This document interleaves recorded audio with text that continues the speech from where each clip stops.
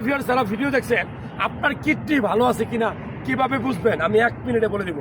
আপনার কিডনি যদি ভালো থাকে তাহলে দেখবেন যে আপনার প্রস্রাবটা ক্লিয়ার থাকবে, সুন্দর প্রস্রাব হবে, খাওয়ার রুচি ভালো থাকবে।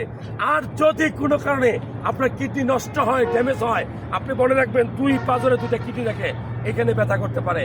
এছাড়া কি হইতে পারে, আপনার মুখটা ফ্যাকাশ হয়ে যাবে, যে কোনো খাবারই আপনার ভালো লাগবে না, খাওয়ার রুচি শেষ হয়ে যাবে, শরীরে চুলকানি হইতে পারে, যেখানে প্রস্রাব করবেন ওইখানে ফেনা উঠবে, ওই প্রস্রাবে কিন্তু প্রচন্ড দুর্গন্ধ থাকতে পারে, প্রস্রাবের কালার চেঞ্জ হয়ে যেতে পারে।